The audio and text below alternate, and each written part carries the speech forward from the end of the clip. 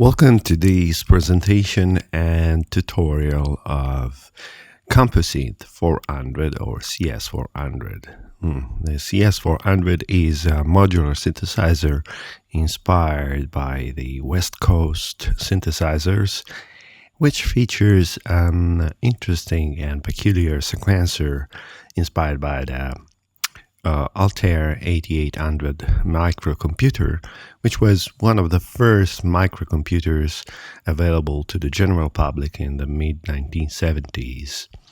I used the Altair paradigm to create a sequencer which can host 128 steps for 3 tracks, which you can program with the data input here, the value potentiometer, or your MIDI keyboard. Now let's take a look at the user presets, and then I will discuss the modules and the functionalities of the Compusynth synthesizer.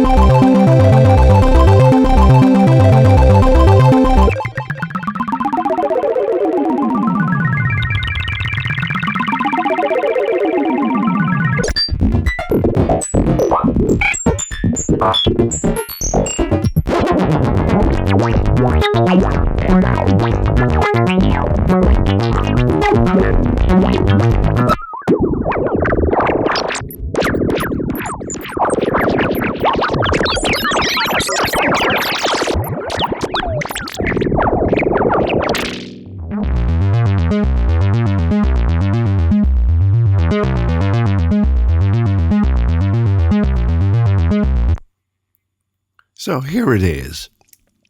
Now we have the modules I put inside the Compusynth are the modules I think are the most useful, and the quantity of them is what I think it's the best for a synthesizer. As a matter of fact, I choose to put 4 oscillators instead of 3 classic oscillators. And these oscillators can be both VCO or LFO, which is very handy.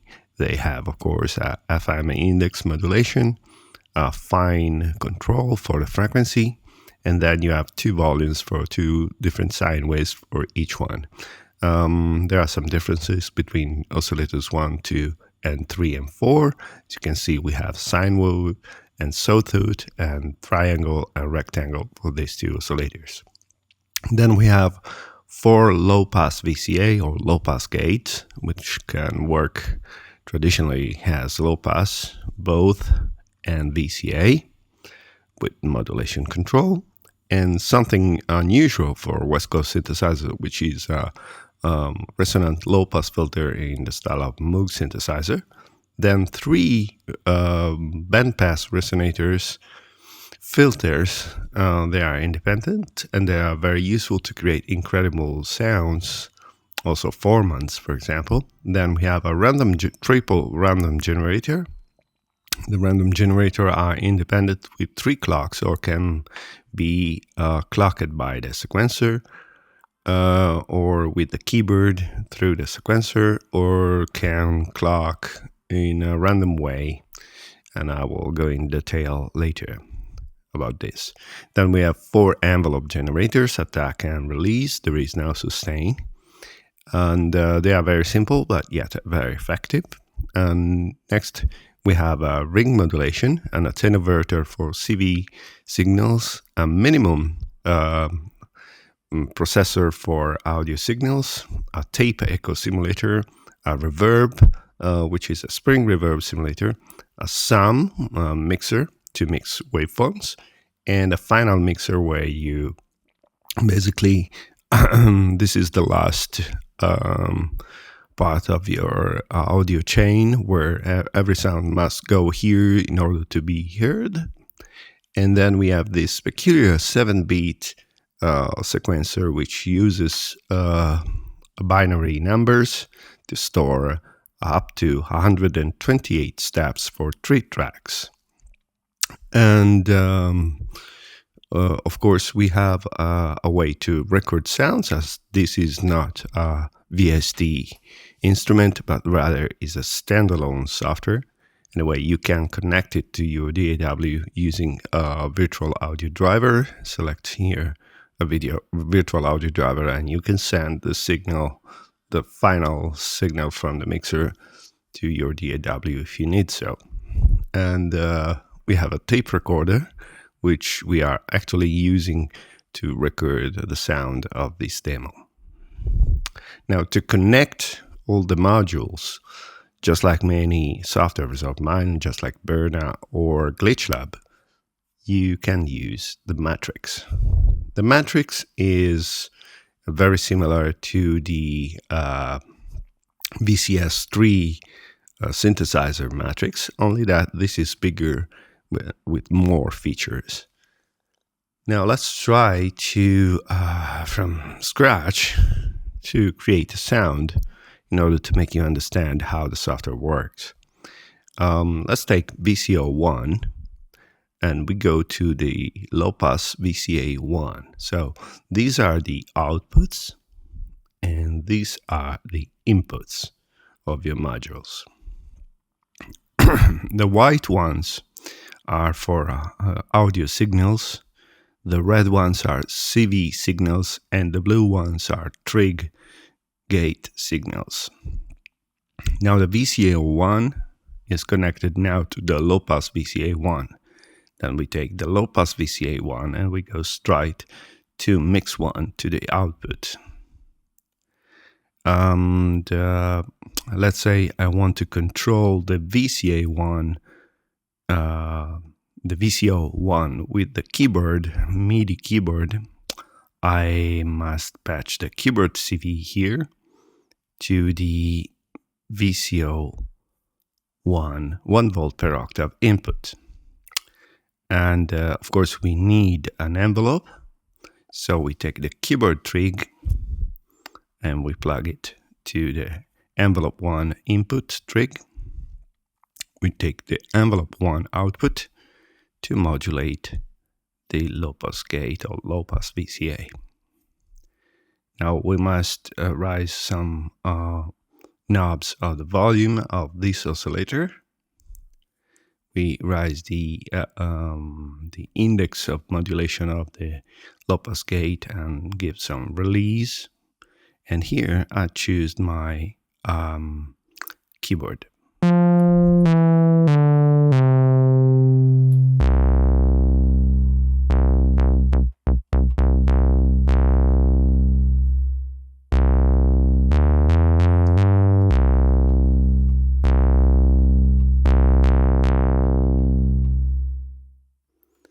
Let's say I want to record some notes into the sequencer. Now there are three different ways to do it.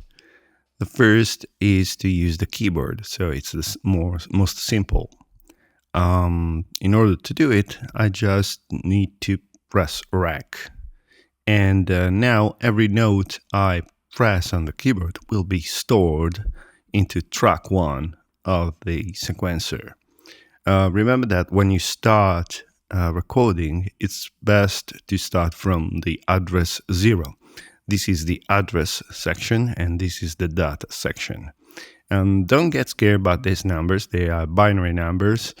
They are easy to understand. Just remember that these are only 0 or 1, each one of these, and these are multiplied by 64, 32, 16, 8, 4, 2, or 1. So if I want to go to address 10, I press this and this, 8 plus 2, and I press read. And now I'm at address 10. to go to address 0, I press this and this to 0, and then I press read, and now we have address 0 here. At this moment, we can start recording.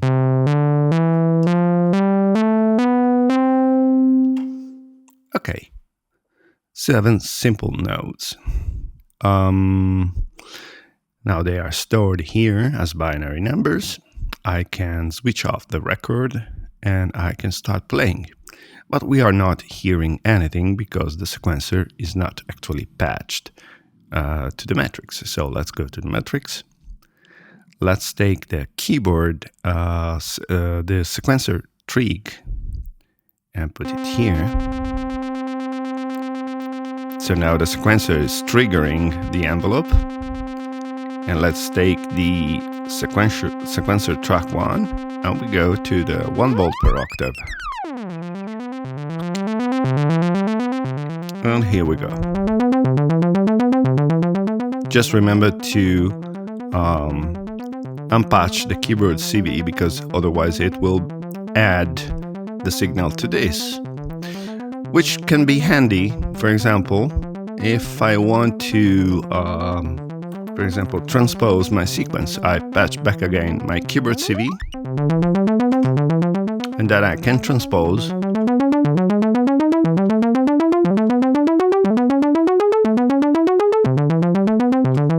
Or choose not to do it.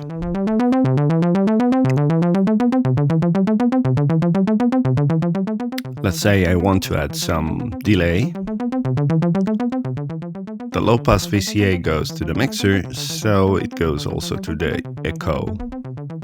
And then I take the echo output and I plug it to the mix 2 input.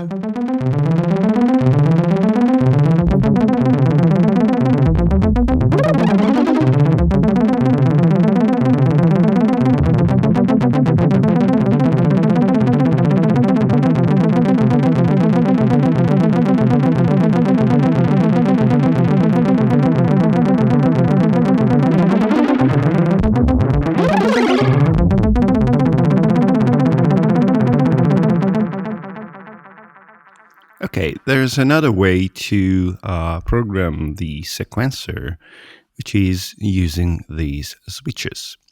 We can press clear to erase track 1. Erase instead will erase the whole data in the 3 tracks. For example, we can fill the track 1 with random data according to these values from 0 to 127, or a different range of nodes. These are MIDI nodes, of course. All the data into the sequencer is expressed in values between 0 and 127, which are, of course, the MIDI nodes or the MIDI data values. So let's press random, and now we have, for each step, I can go in advance or reverse and look at all the steps. Now we press on.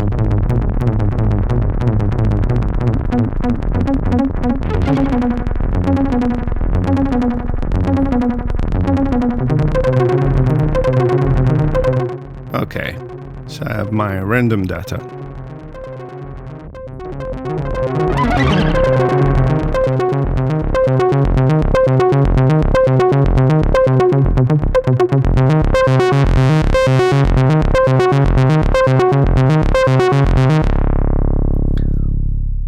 Let's say I want to go also to the resonant low-pass filter and use this as a pure VCA.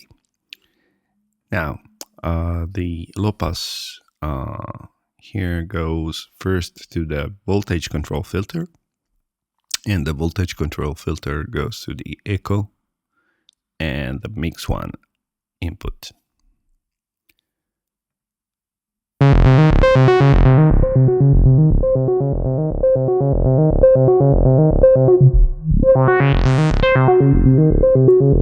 We can modulate the filter, of course, using another envelope. Let's take the same trig, the sequencer trig, and send it to the envelope 2 trig. And let's send the envelope 2 out to the VCF CV in. At this point, we just need to raise a little bit this one and set the index.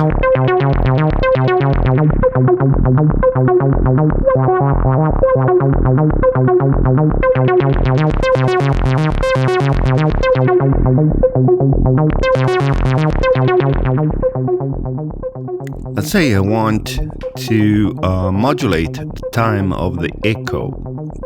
I have two choices here. I can use the random number tree, which is the random values coming from the random generator here, or track number 3. Let's fill track number 3 with some other random data. So I choose here track number 3, I press random, and then now I raise the modulation.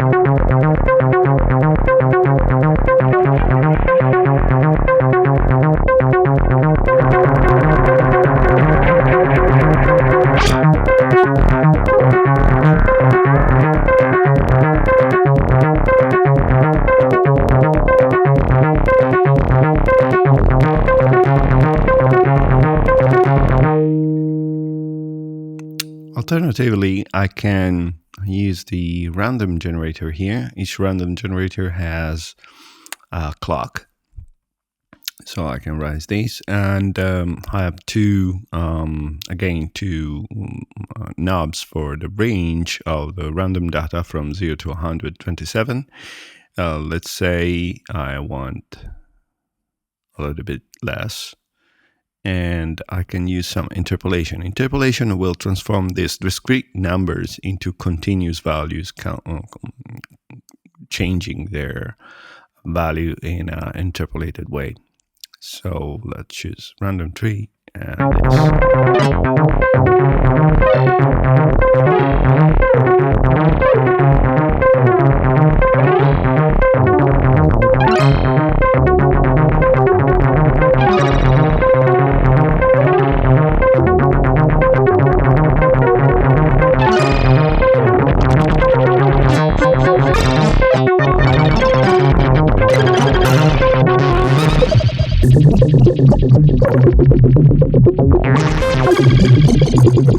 I could do the same for the filter. Instead of using the data from the envelope, so I erase the envelope connection and I take the random 2 and I go to the VCF cutoff frequency input. Let's open this.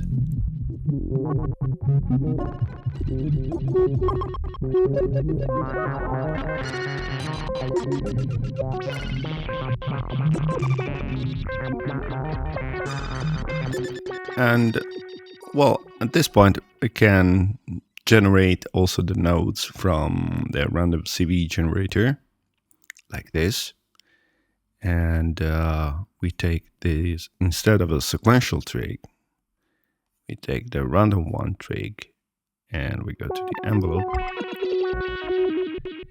and then instead of a sequential track 1, we take the random 1 track.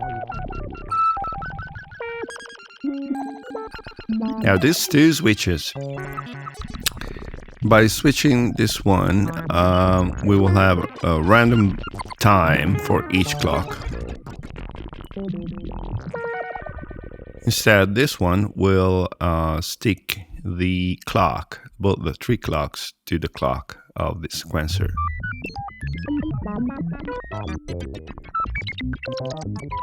We can erase the data inside the sequencer because we are not using it, we are just using the clock. But all the 3 are generating random data, random CV.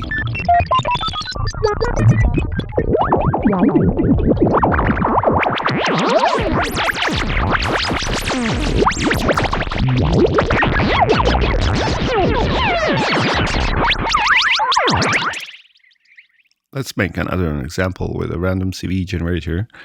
Let's take an LFO with a sawtooth waveform to create a very slow sawtooth. And we put it inside the resonators, about 3. Now we take the resonators and we go to the, let's say, to the LPVCA here. Now the LPVCA let's do 1 LPVCA each. Now the 3 LPVCA goes to mix 1, mix 2, and mix 3. So the 3 filters are patched to the 3 outputs of the mixer. And the random value 1 controls the resonator CV input 1, 2, and 3. So each one controls 1 resonators. And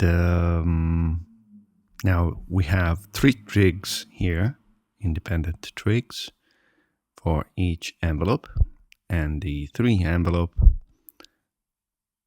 here control the 3 LPVCA. Now it should work. Let's open the index of the LPVCA. And let me see.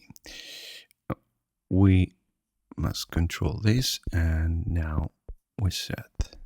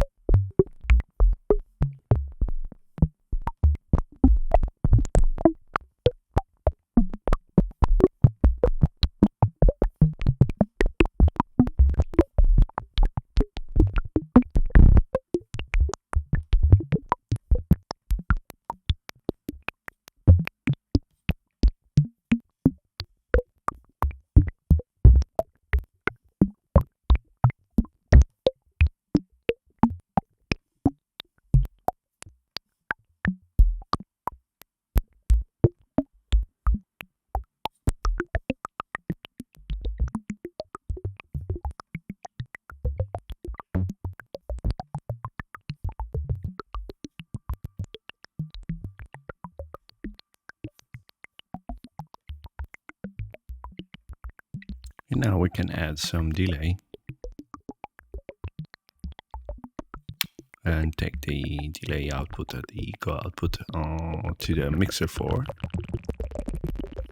And again, let's control this time with one of the number 3 random.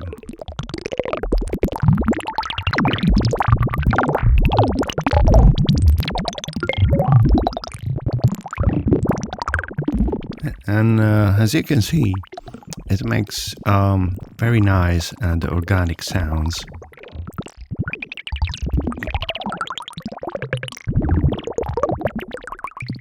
And we can add some reverb also. So the 3 LPVCA go to the spring reverb, and the spring reverb, well, let's go to the same channel.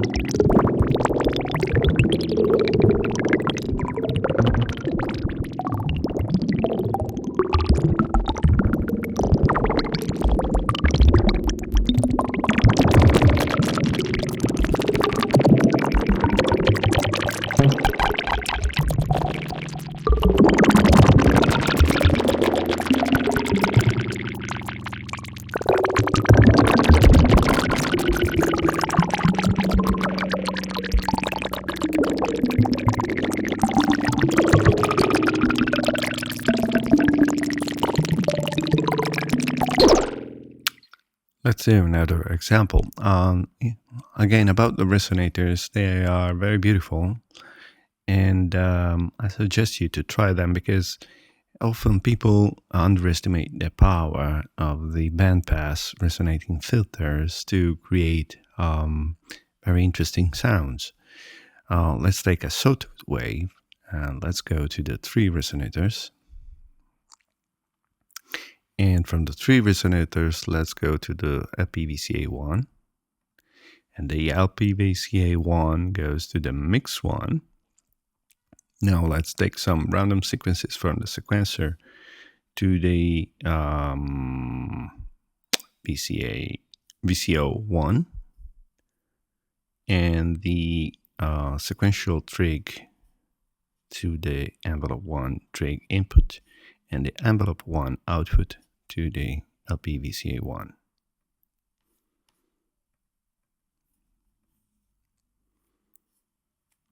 Let's put some random data into track 1.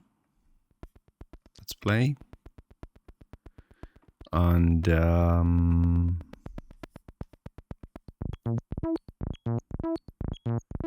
okay. Now I want to link the sequencer to the random generators, so I press this. And now I send these 3 random data to the resonators. So random 1, 2, and 3 to reson 1, 2, and 3.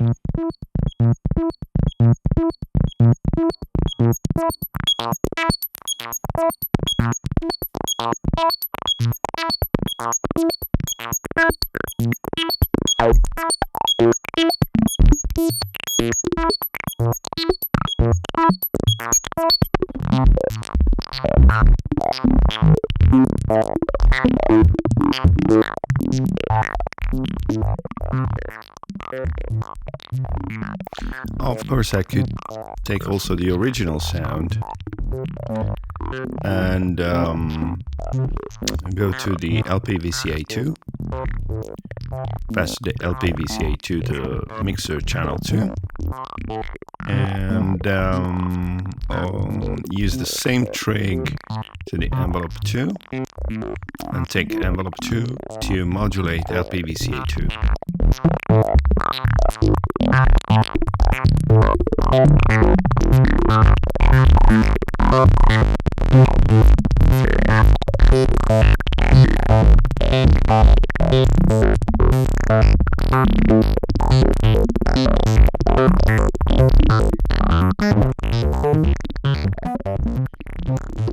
This is the step numbers we use in the sequencer. We can have 128 step.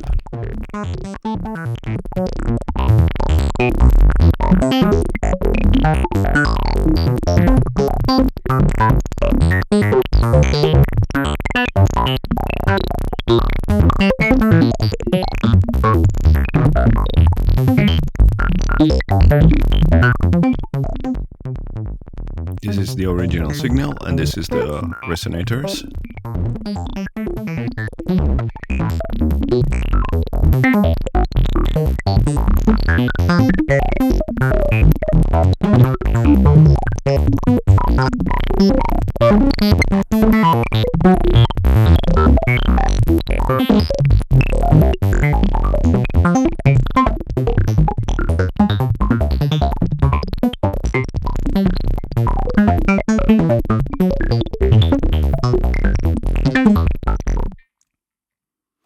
Okay, let's do another example.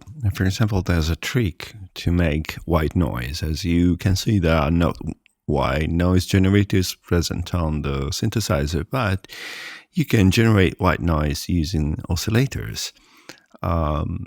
Let's take 2 oscillators, sinusoidal oscillators, and let's cross-modulate each other. So VCO2 modulate FM in VCA1, and VCO1 modulate VCO2 FM input. And then we take the VCO1 to the VCF and the VCF to the mixer output 1. And then we raise the modulation.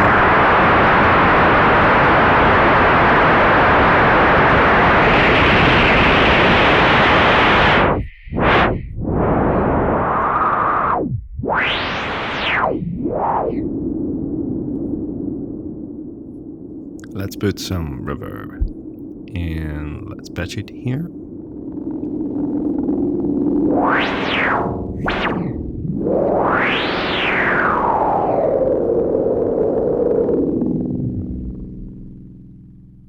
So, as you can see, you can also generate white noise. Regarding the sequencer, I suggest you to study this tutorial and manual, which is included in the applications folder of Compusynth. You will find in your applications folder the composite folder, and there you will find the application and the user manual. That is because a lot of people always ask me, where is the manual? The manual is always there where the application is, in the applications folder. Well, about the sequencer, you can use the value also to input numbers. For example, let's say we are at address 0. I want to input the number 16. So I press 16 and I press store. But if I want to input a value with a knob, I can use it. Let's say I want to input 127 and I press now store. And we have 128 in reality, 127. So it's very easy. This is very similar to programming a sequencer with knobs, only that you visualize the numbers in binary code. It will be fun for you to learn it. It's very easy to learn binary numbers, and they really bring us back to the mid-1970s when the computers didn't have the microcomputers didn't have a screen or a monitor. At the beginning, they used just switches and LED, and little after, some terminals were added to load software and write software inside. Let me see. Well, we have the minimum function, which is a very interesting function that it is inspired by the tropical additive synthesis, which I have developed with the mathematician Cristiano Bocci. The minimum function will perform a minimum of 2 waveforms. Let's say I want oscillator 1 as a sinusoid and oscillator 3 as a rectangle waveform. And now they must be the same frequency. So I will use some random data on track 1, and I will send this data to both the 2 oscillators, like sequential track 1 to VCO input 1 and 2. Now, as usual, we have the sequential trig to the envelope 1 trig, the envelope 1 to the LP-VCA 1, and VCO 1 and 3 to the LP-VCA 1, and LP-VCA 1 to the mix output. This is just the beginning, and then I show you the things about the minimum. Now we press play, we raise the index of the LP-VCA, and then we hear this. All right, let's do a sequence in the lower range. Okay.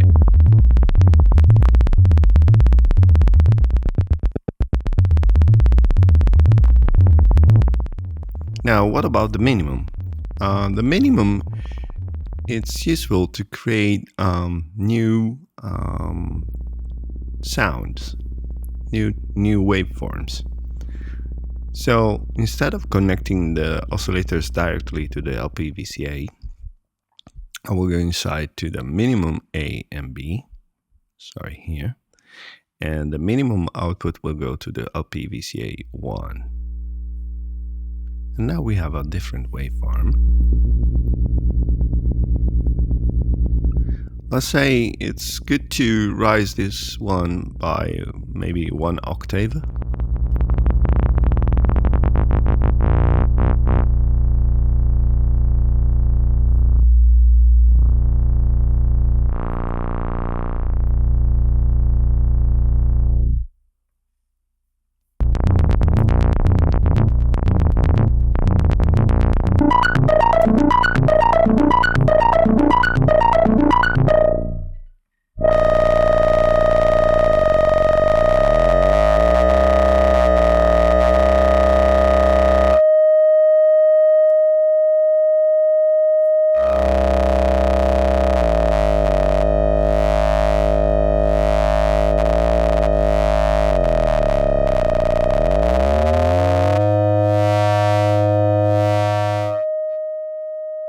So this is the sinusoidal, this is the minimum, and this is the rectangle. So we have a new waveform coming up.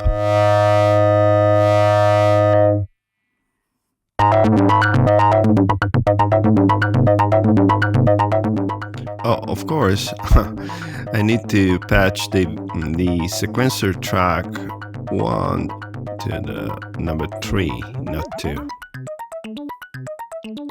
Yeah, now it's better.